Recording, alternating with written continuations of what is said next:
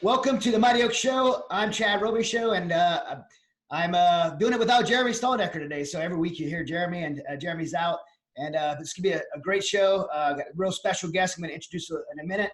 But before we jump into the show, if you haven't yet subscribed, please do so. Go to the notification bell on YouTube and click the notification bell, subscribe, because I don't want you to miss an episode. We had so many great episodes lined out. If you're listening to us on podcast or listening to us on Mojo 5.0 or iHeartRadio, and you want to catch the video version, go to YouTube, go there and subscribe, and again, hit that bell. We have lots of great Mighty Oaks content on YouTube, archive shows from way back. So definitely check us out there.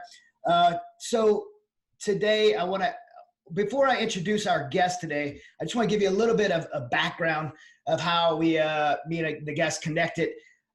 If you guys follow Mighty Oaks, you know I personally travel all the time, which is why I'm not on the show all the time.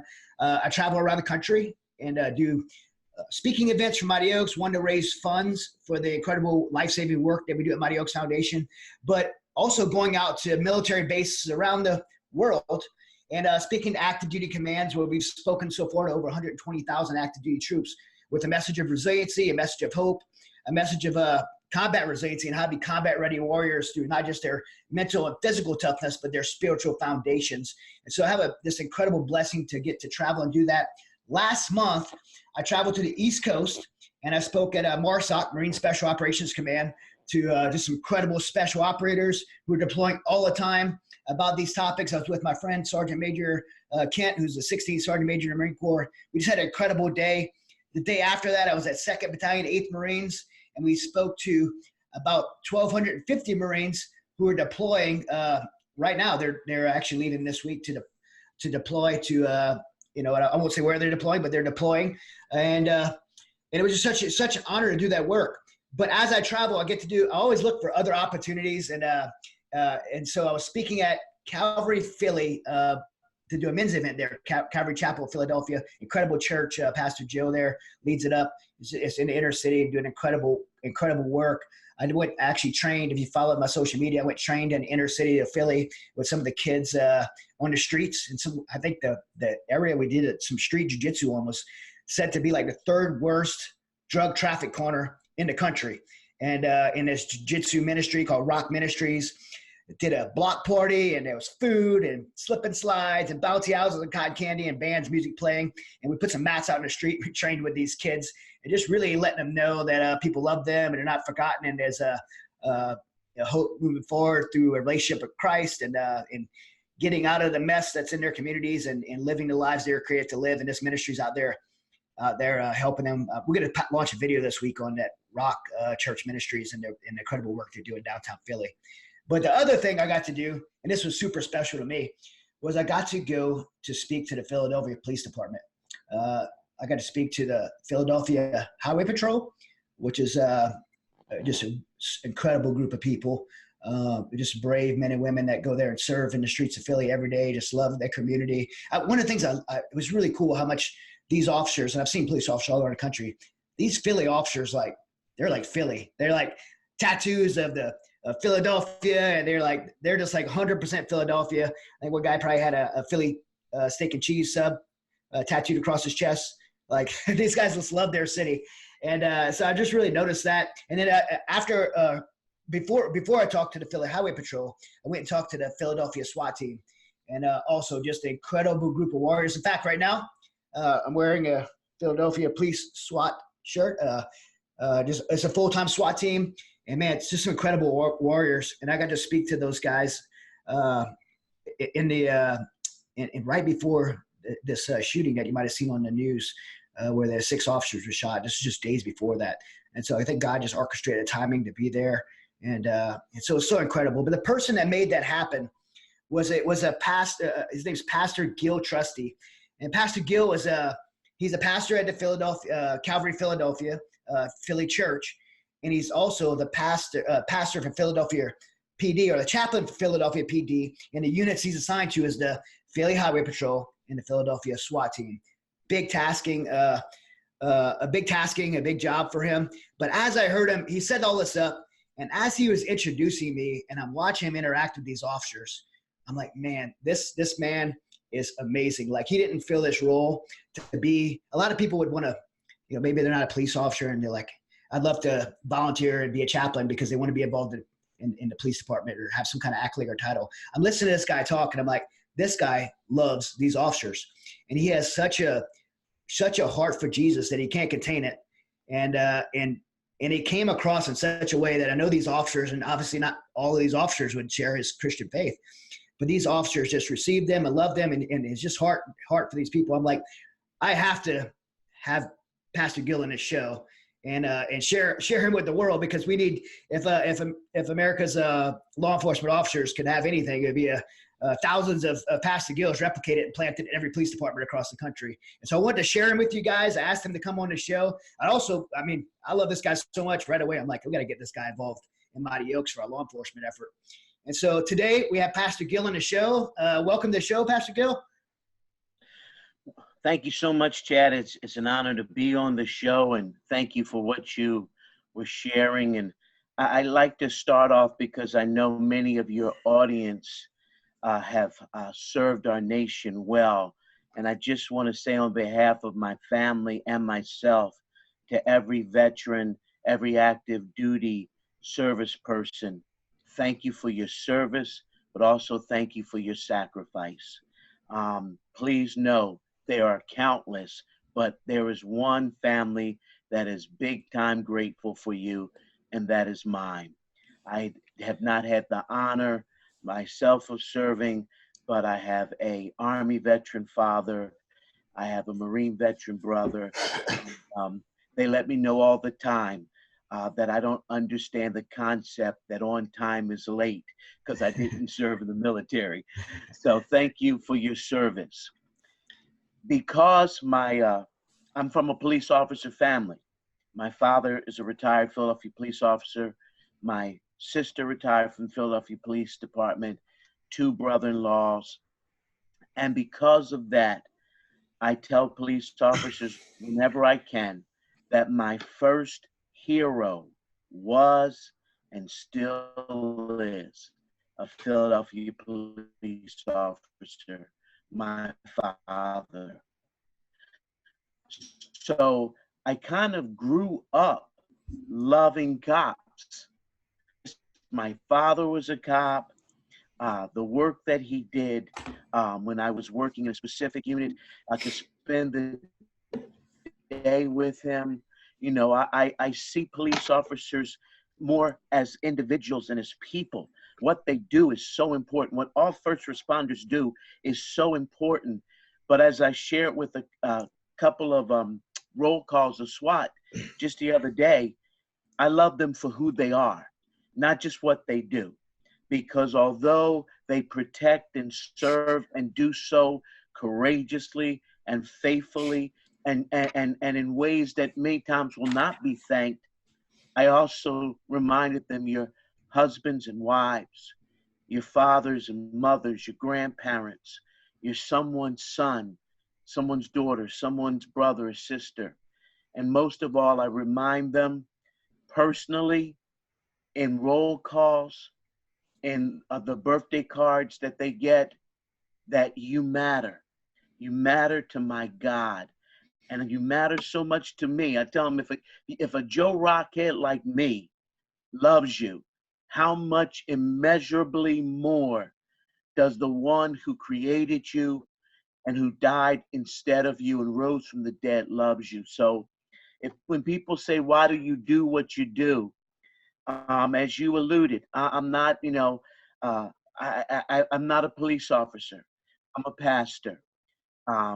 I respect them. I appreciate them, but I know that I'm not one of them.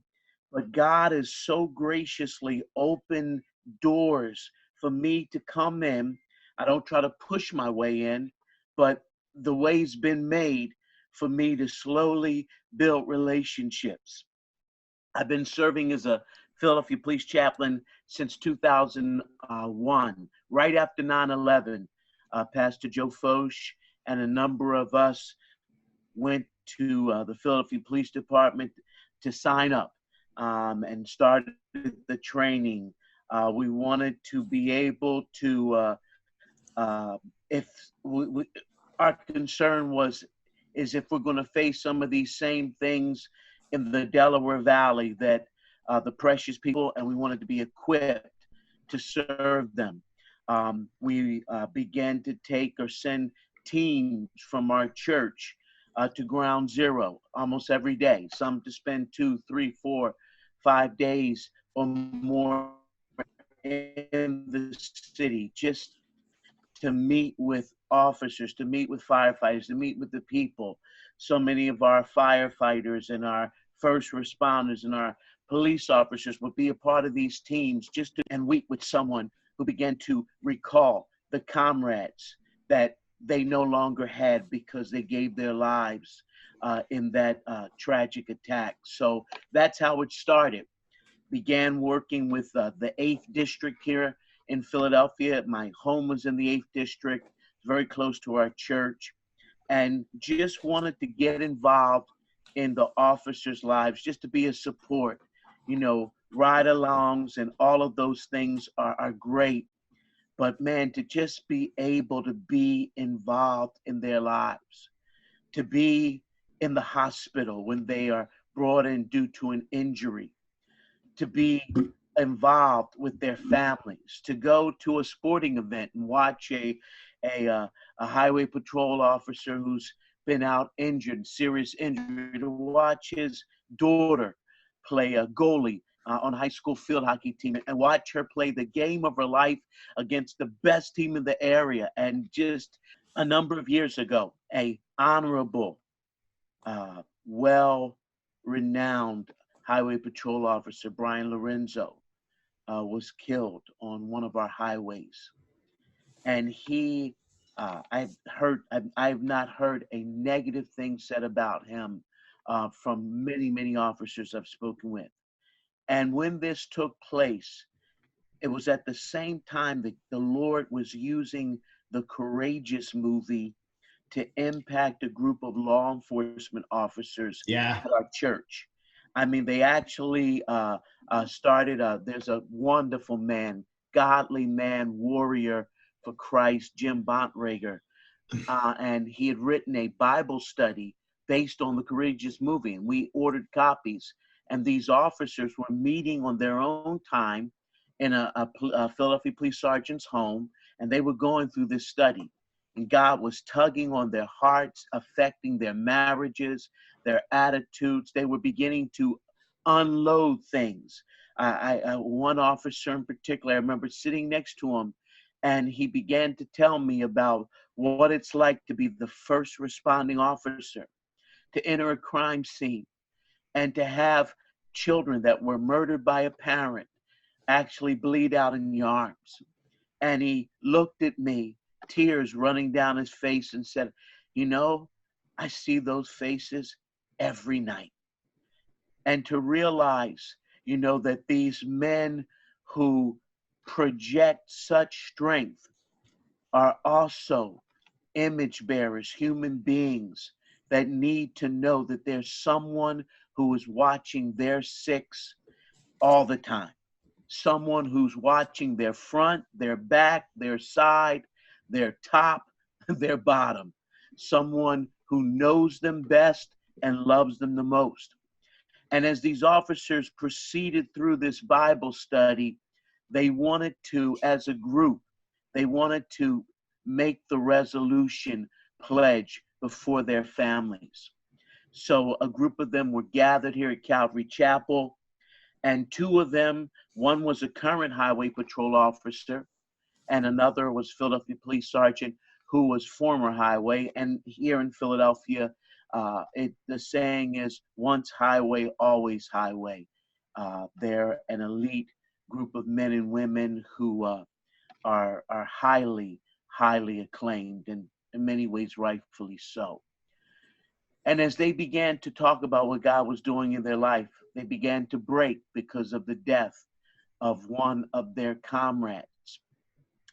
And it was during this resolution ceremony, I was asked to take them through the pledge. And there were some Philadelphia commanders, there other police officers, their wives, children. And as when I went up to do so, I looked at one of them and said, you know what? I said, I believe God's putting it on my heart to serve as a chaplain for Highway Patrol. And then began to proceed on. Now, he and I laugh about it now, Chad, because he told me he thought to himself, good luck with that. That ain't happening. We've never had a chaplain. We ain't going to have a chaplain. You know, I'm glad you care about us, but that's not going to happen. And, you know, he didn't communicate this to me until much later. So began to start the wheels turning. I reached out to then Deputy Commissioner Richard Ross, and I'd like to say on air, thank you, Commissioner Ross, for your 30 years of excellent service to the citizens of Philadelphia as an officer, as a supervisor, as a commander, and as our commissioner. And I reached out to Commissioner Ross and just said, this is on my heart, you know, and they had never had a chaplain. I asked if I could fill that role. And he said, you know, that's a great idea. Let's get the ball rolling. He reached out to at the time, the new captain of Highway Patrol, who's now my chief inspector, and put forth the idea. And I was asked to lead in prayer to give the opening invocation at a police academy graduation. And while I was on the rostrum with then Deputy Commissioner Ross, we were talking after the graduation. I said, sir, has anything else happened with my request? And he said, the captain of Highway Patrol is here. Why don't you go talk to him? I saw him in the hallway. I broached him with it. He told me the commissioner had contacted him, and we made an appointment for me to go and see him. And I did so. We sat in his office. I brought him a copy of Adam Brown's book, Fearless, and some other things, as well as a copy of the movie Courageous. I don't mean to go on a tangent, but one of my joys is this captain of Highway Patrol, who's now chief inspector of our Homeland Security Domestic Preparation and Response. A few years later, he saw me in his office. He came over. He said, Pastor Gil, he said, I don't know how to tell you this. He said, I put in that DVD. It was late at night. I had a big day ahead of me today. He said, but I could not go to sleep till I finished that movie. He was like, that movie. He said, I want people to see that movie. That was a powerful movie. So if you're listening and you've never watched the Kendrick brothers film Courageous, please do. Yeah, it's a great movie. It's memorable. Yeah. So I sat with this captain, and we got the ball rolling, and was going to have my first roll call. And I was then contacted by Deputy Commissioner Ross's office, and they told me that since Highway Patrol and Philadelphia SWAT, and I will say Philadelphia Stakeout SWAT, because it was first called Stakeout, and our retired legends like me to remember, it was once called Stakeout, that since they shared the same building, one on one floor, one on the other, they had someone that was interested in serving as the chaplain for SWAT, but until that person came on board, would I be willing to serve them both?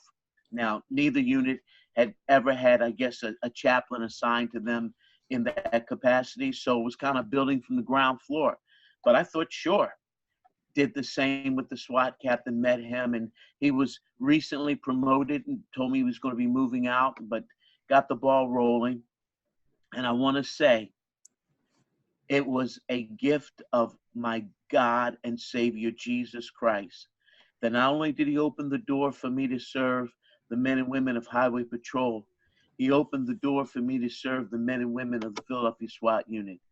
And I will tell you, I have no ability, if the choice was put to me, or if I was told this is something you have to decide which one to let go, because they've both become such a part of my life. And I think they both were a little concerned, who is this guy? Why do we need a preacher around? My first highway patrol roll call. Highway patrol is a unit that holds an official roll call, official inspections. They are very, very squared away in how they do that. And as I was heading to my first roll call, the officer, a very an honorable man, and one who has a tremendous reputation as an officer, he called me to say, "Hey, you got to hurry up and get here." And I was stuck on Roosevelt Boulevard in the traffic jam. I said, "I'm trying." He said, "The sergeant just said we don't wait for God around here. Get, get your gear going." So I must say, Chad, that I walk in, and I mean these men, as you saw, that they're in impeccable equipment and attire, boots shined. They're all ready to go. And as I step in and to this area, this officer, who was one of them, was going to introduce me as their chaplain. And Chad, he did something that I did not expect, could never have predicted.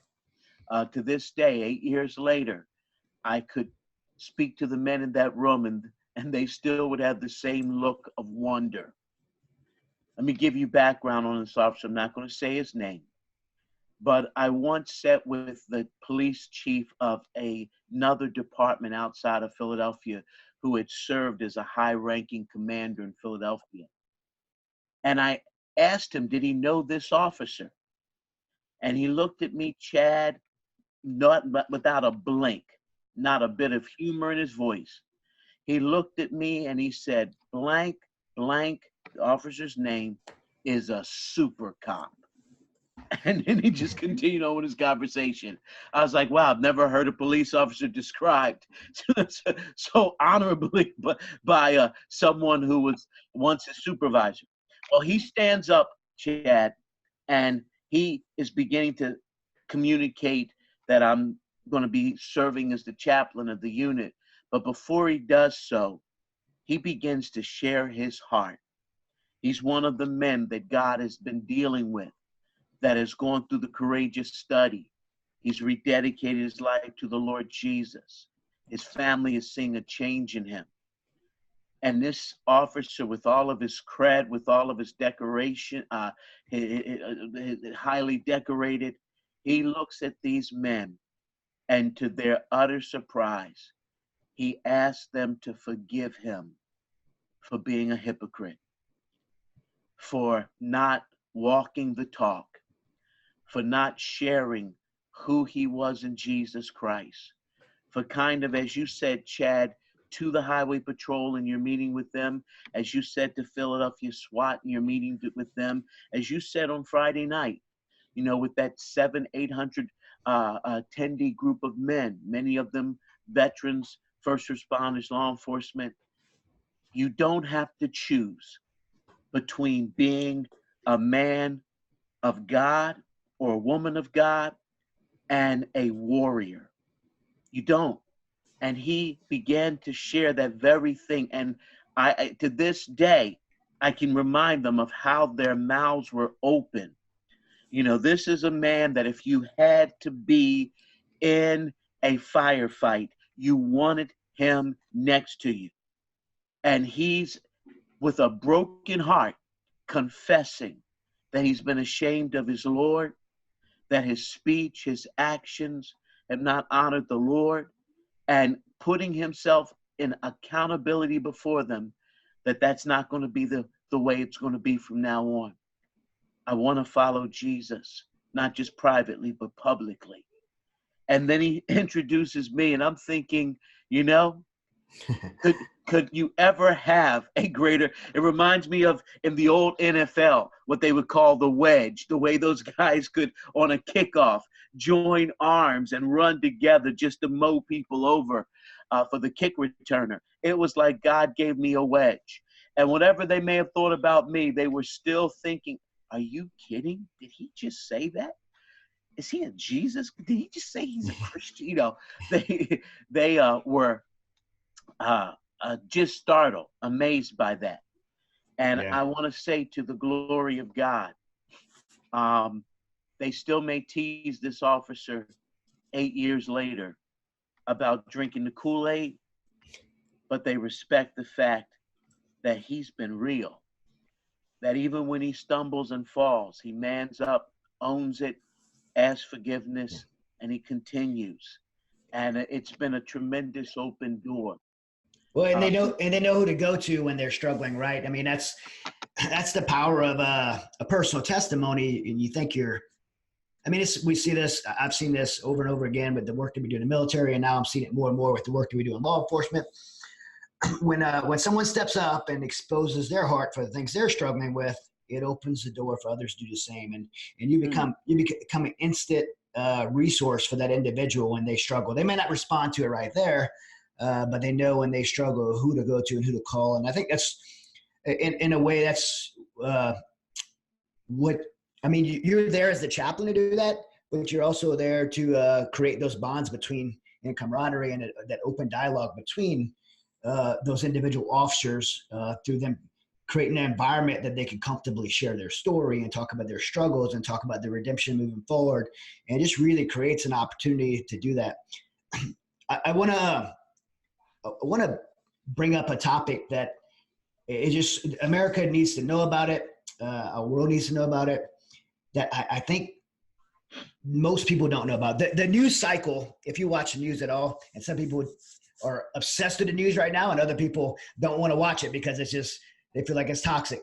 But the news cycle in our country right now is hijacked from getting any important information out, and it's hijacked with just political content. Whether you watch, CNN or Fox, whatever you watch, whatever news channel you watch, is hijacked between either, most of it has to do with our president and people either attacking him or he tweeted something, whatever it is. It's just completely hijacked to that. So we don't get to talk about, or the news that gets to talk about important things in our country outside of politics. And it's tragic because there's so many things in our country that need to be talked about. I mean, the opioid epidemic is higher than the crack epidemic was in the 80s and 90s. And the suicide rate in our country, amongst everyone in our country, is the highest it's ever been in the history of our nation. Most people don't even know that as being a problem because, again, that media cycle's hijacked. And one of the things that needs to be talked about is this I don't know the right word for it, but making our police officers villains. And the news cycle has made our police officers villains and putting a tremendous amount of pressure on them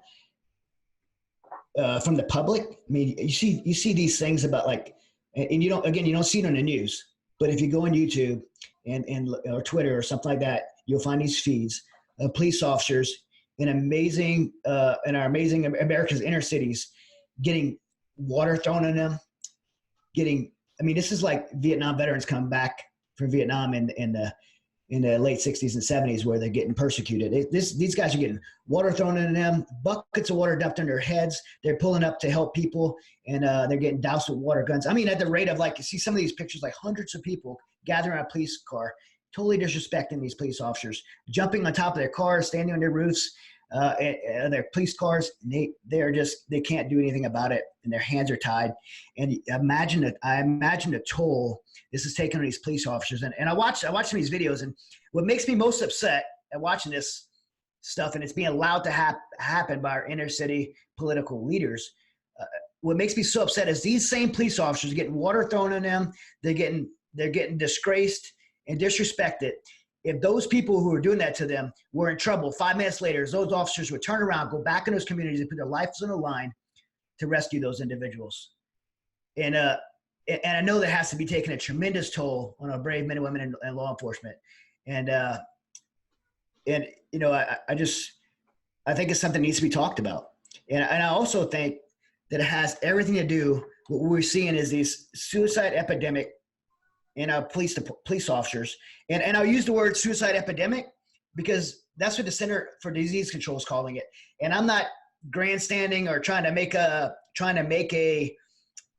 statement manufacture some kind of outrage, but this is exactly what it is because this is our third year in a row that police suicides outnumber on-duty deaths. So think about that. There's more police officers in the last 3 years in a row that have died by their own hand of suicide. I don't mean veteran police officers. These numbers are active duty police officers serving.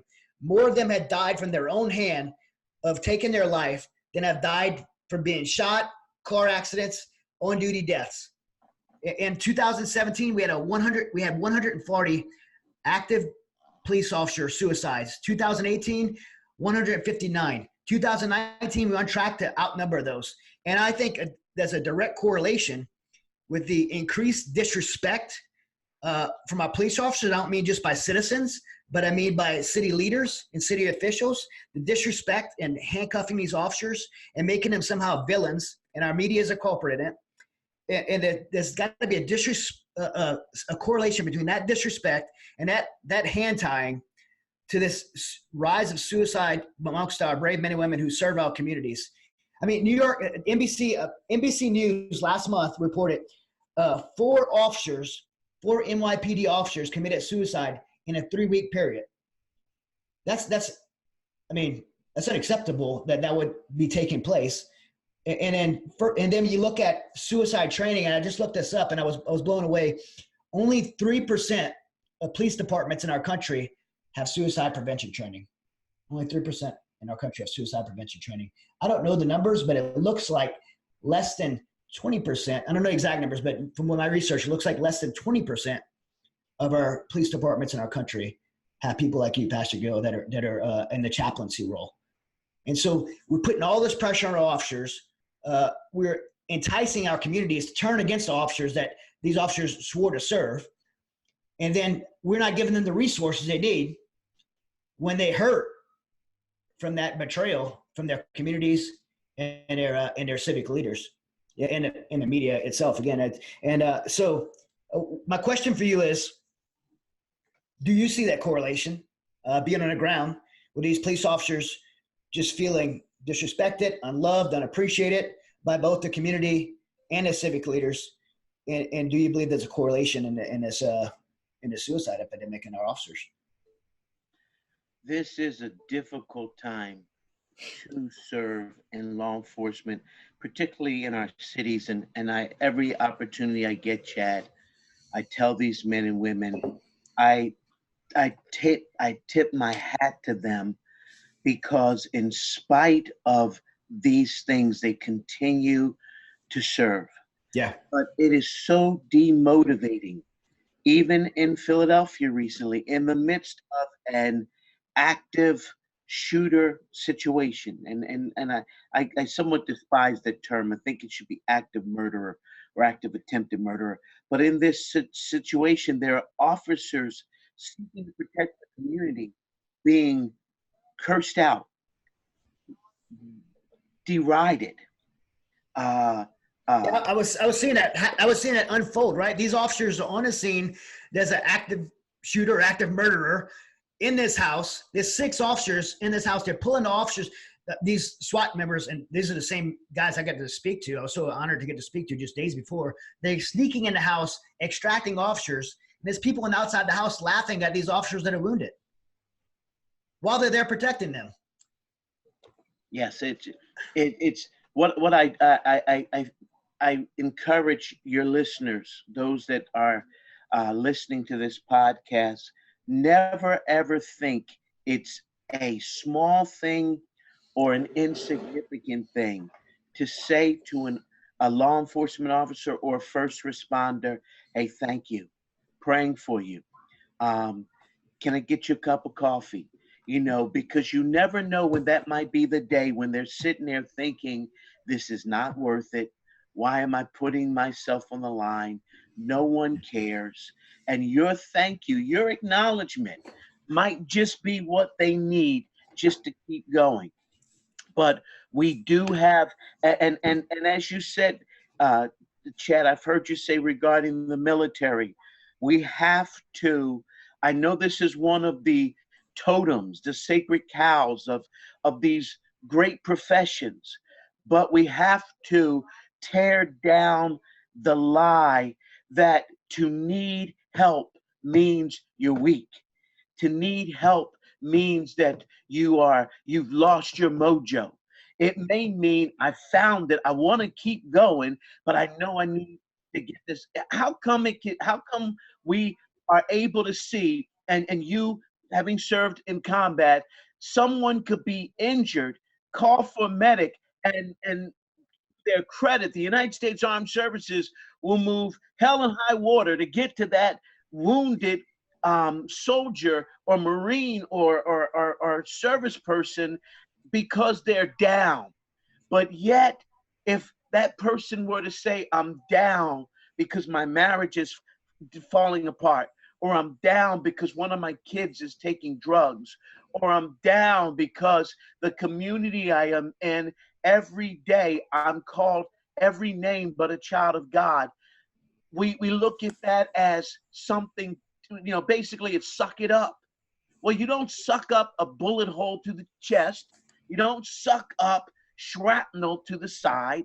And why do we expect these men and women, or we tell them to suck up something that can be in many ways just as devastating? Yeah. There's nothing more devastating than a spiritual wound. I mean, physical wounds, heal. I mean, no disrespect to anyone that's been shot or blown up or anything like that or lost a limb, but I've seen it firsthand. Guys that have had physical wounds, they recover from those physical wounds. There's amazing care for those physical wounds. But what about the spiritual wound? What about the wound to the soul? Those don't heal so fast. And yet those don't get the same recognition. And I do. I want to commend any and every police chaplain that's listening. The police chaplains here in the city of Philadelphia. I'm honored to be a part of them. They care, and again, serving as a police chaplain to me is my number one mission. Is the well-being of the lives of those men and women who protect and serve. I'm honored to serve those who protect and serve. You know, they battle against not just bad guys or critical incidents. They also battle against a political system that will elevate optics over right, wrong. And so it's like I told someone recently, an officer, it's like you're asked to, as you once did, Chad, to get in a ring against a high level, competent, talented MMA fighter. And before you do so, they tie your right strong arm behind your back and ask you to do so, get the job done without one of your arms and one you use so well. And yet, just like the Philadelphia police or any other law enforcement agency, arm tied behind your back, knowing that you are going in with a deficit, you still get in the ring and you do your best to battle. So being able to thank, to pray, to encourage, to be someone that they can call, that they can say. I had a call from a commander just the other day while on vacation, in the midst of all that has happened in the past couple of weeks. Just kind of wanted to talk, but also was very open to me praying with him for his family and talking to him further about some of the things that are on his heart. I thank God for that. And we need these men and women to know that they have given their best and have done so honorably and faithfully. And yes, every good police officer will tell you there are some officers they would rather not have on the force or in their squad or in their unit, but that is the exception rather than the rule. I have watched men and women lose a loved one, bury a parent or a sibling, and be back on duty within days to deal with the difficult things other people are going through, although they are still working through the emotional pain of losing a parent or a sibling or someone near and dear to them. And so there are, we carry around little cards to remind us of signs to look for, questions to ask. There's the National Police Suicide Foundation, www.psf.org, and others that are so committed to alleviating this. As many that have served as you have, Chad, want 22, 23, 21, 20 a day to become zero in as far as law enforcement officers, whether they be commanders or patrol officers or detectives or in other areas. We want to see that number go to zero. We want them to know that I can talk about this. I can come clean about this. And it doesn't mean that I lost my juice. I just have to get tended by a mental, emotional, spiritual medic so that I can get back on the field, so I can get back in the fight. And while being in the fight, I can be the kind of officer I need to be for my partner and those that I serve with. There's a great deal. Let me give you an example for another area of our first responders. I was in the area right in front of Rock Ministries, where you were at the block party a week before. I'm there on Friday the 16th, and you were there on Saturday the 10th. And I have a group of young people that are serving, group of junior hires on a missions outing, and they're serving and cleaning up and doing some things. And I noticed that there's a commotion across the street. And as you may have been told, Chad may have even seen, that particular area is one where you can be walking down the street past someone and just kind of turn around to glance and realize they've just collapsed. They're overdosing there on the street. Yeah, they were laying across. I was blown away. I've been in a lot of inner cities, but I was blown away. These guys, people were just lining the streets, walking around like zombies, and the syringes. There's syringe disposal containers in the corners. That was incredible. And I'm watching this commotion, realizing, oh, wait a minute, somebody just went down. What's going on? Philadelphia Fire Department, fire rescue vehicle pulls up. Much thanks to those men and women. I watched the guys get out, and I'm thinking, I know one of those paramedics. And they get out the equipment. They're heading right over. They're attending to the person, and thank the Lord they were able to stop that from being another fatality. Get them in, and they're getting set to go. And the gentleman who I saw comes over and says hello. And gets back in his vehicle. And I looked at the man next to me, a former Marine who helps out at a church. And I said, what do you tell your wife and kids when they ask you, hey, Dad, how was your day?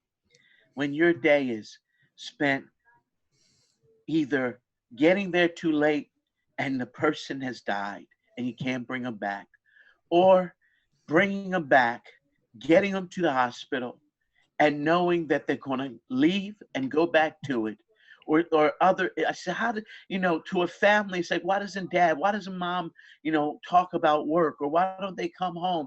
And I thought, how many people really think that their life is not our normal?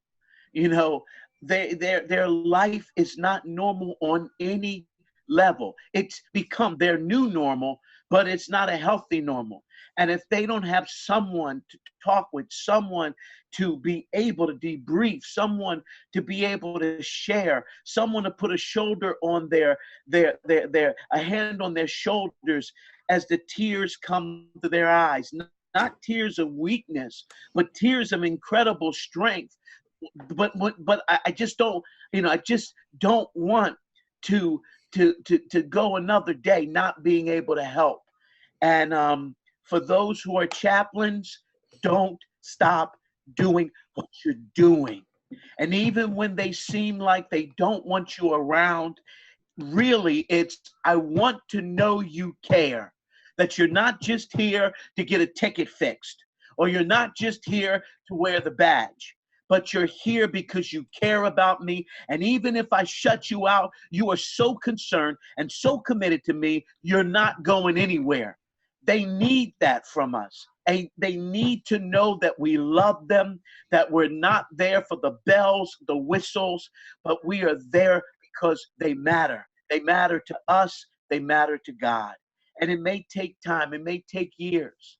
But as you pray for them, as you listen to them, as you just are someone who serves them by your presence, you know, you're not an ambulance chaser. You're not looking for the thrills and chills of being able to say, hey, I was there at that shootout. No, you want to be there to say, I'm here for you. I'm here for you, Sergeant. I'm here for you, officer. I'm here for you, detective. I'm here for you, firefighter. I'm here for you, paramedic. I'm here for you. I'm not here because I need an excitement rush. I'm not here for the adrenaline.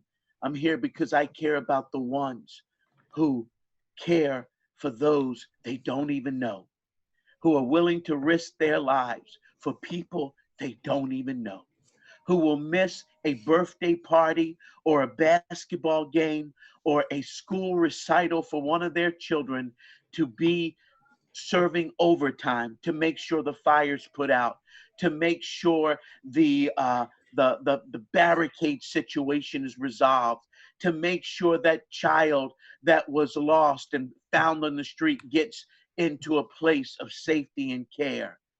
They need us, and let's just, by God's grace, be willing to be with them, be behind them, be for them, and serve them as we have opportunity. Yeah, I mean, this is everyone listening, every American, everyone listening. I mean, if there's chaplains listening, I just really hope Pastor Gil encouraged you that the hard work you've signed up to do is so worth it for our officers.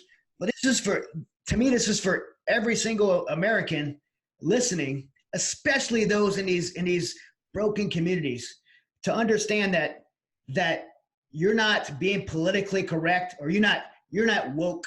The term I hear, you're not woke to not support our police officers in your communities. I mean, you have to understand, like, when tragedy hits you personally, and you don't know who else to call, when you pick up the phone and call 911, regardless of who you are and what you've done, these officers and these firefighters, these paramedics are going to rush there with their very lives on the line to be there for you.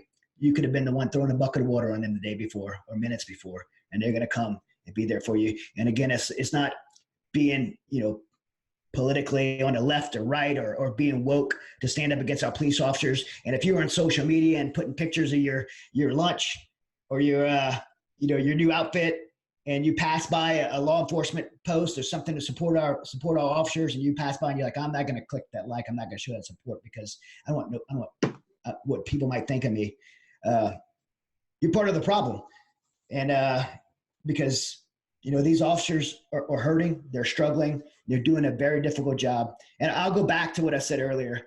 The leading cause of death, I want to say that slow because I want everybody to understand, the leading cause of death in police officers and firefighters is suicide. Not car accidents, not bad guys shooting them. The leading cause of death in police officers and firefighters is suicide. And again, that is not okay. I'm not okay with that. Every citizen in this country, on the left or right, politically conservative or politically liberal, should not be okay with that. And we as a nation need to support these officers through prayer, through encouragement, through things like Pastor Gil said, just stopping them in the street, tell them thank you, I appreciate you, I appreciate what you do. Buy them a cup of coffee, even though they get coffee free, still buy them a cup of coffee. Like, pay for a lunch. It's not about the price tag of paying for it. It's a gesture to let them know that they're appreciated. You don't know how far that will go. And then I want to encourage anyone listening that's in a community that has the skills and gifts to serve as chaplaincy. Again, I think the chaplaincy roles in our community of police officers is so underserved. The numbers that I'm looking at are under 20% of our, and maybe there's position like head figure positions of chaplains in the department, but I mean serving chaplains in departments. If you have those gifts and abilities, go to your police chief, ask to volunteer, local police chief, ask to volunteer and serve. Get credentials if you don't have them to be able to be equipped to do that. Ask to volunteer and serve these officers. If you're not equipped and don't do that, stop by, ask to bring some food during roll call or something. Write them cards, like gifts of encouragement, like any kind of encouragement you give these guys. And then to the police chiefs out there listening, because I hope some police chiefs are listening. I don't know if this is correct, but the information and the research I did said less than 3% of the departments in our country are addressing suicide prevention for officers. Less than 3% of our departments in our country are addressing this incident and ways to move forward, the solutions moving forward. Yet, it's the highest death rate for our officers, our police officers, our firefighters is by their own hands. So we need to be, as police chiefs, I need to challenge you to put the right training in place. There is a solution to this. I believe that solution is to lead our officers into understanding who they were created to be and building a spiritual strength under them to understand that they're not just doing this job because they were it's a job, it's a paycheck. They probably more than likely stepped into a calling in their life, whether they realize it or not, by something that was sown in their hearts by God himself. And to understand who they are, who they're created to be, and the job that they're doing is important. I believe that brings true redemption and healing and hope for each of these officers. And I believe the way to battle, just like with our veterans, the way to overcome the suicide epidemic of 22 a day in our veterans is through a spiritual solution, through a relationship with Christ, to understanding who they are and who they were created to be is no different in our police officers and our firefighters and our first responders to be able to do that. Definitely challenge our law enforcement officers and our leaders in our law enforcement, our chiefs, to get behind the chaplaincy, to put chaplaincy roles in place, to bring this training, the suicide prevention training into our departments, to destigmatize asking for help through supporting these officers when they ask for help. And the challenge I have to every American listening is to put aside your political differences, get behind these officers, stand up when they're being disrespected, stand up for them, and let them know that they're appreciated, because this is a very real thing. I mean, we're seeing less and less people wanting to raise their hand and defend our communities, and that's not a good thing. It's not a good thing for our culture, regardless of what you feel about it. It's not a good thing, because every one of us at one point in our life are going to have an emergency where we're going to have to pick up the phone, we got to dial 911, and we're going to put our lives in the hands of those who raised their hand and swore to protect and serve us. And that's in that moment, it's going to be a very real thing in your life, and your opinions towards law enforcement and your political indifferences aren't going to matter at that point. You can be dependent on that person that's going to come in, and so we need to be there for them every day.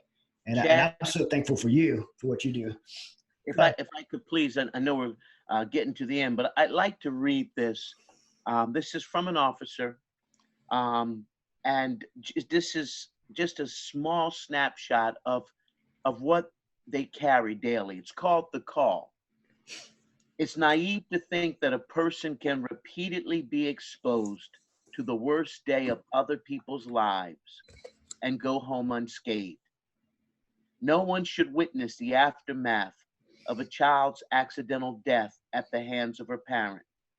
Give Narcan to the same addict as last week, only to have them come back to life, swinging and furious, just like last week. Comfort a new widow, courtesy of suicide. Realize the young woman who wrapped her car around a tree is a nursing student, while your own girlfriend is in her 3rd year. Perform CPR on a deceased, frail senior citizen because the family begged you to do something. Be surrounded by confrontation, aggression, and entitled stupidity each day. I didn't make these calls up, nor do they reflect the worst he has seen. Rarely has his trauma shown up as reliving the call or flashbacks, like in the movies, but it's fair to say that this officer is haunted by these calls just the same. Inexplicable bouts of anxiety, difficulty being present, poor distress tolerance. He recently told me that the fear of creating a new horrifying memory makes him dread going to work. doesn't want another call to take more from him, to challenge his humanity, to threaten the little peace that he worked so hard to find. So give yourself grace, dear officer. Accept that you have been affected. Know that you are far from alone in feeling this way. Connect with others to decrease stigma within the service and normalize mental health concerns. Lastly, and maybe most importantly, tell your loved ones that you don't feel like you. I promise that they've been waiting to hear that for longer than you know. You that serve, you that protect and serve, we want you around for the long haul. And if the greatest man who ever lived, the God man, the Lord Jesus Christ, could acknowledge and weep, then my brother, my sister in law enforcement, please don't let your being alone remain your being alone.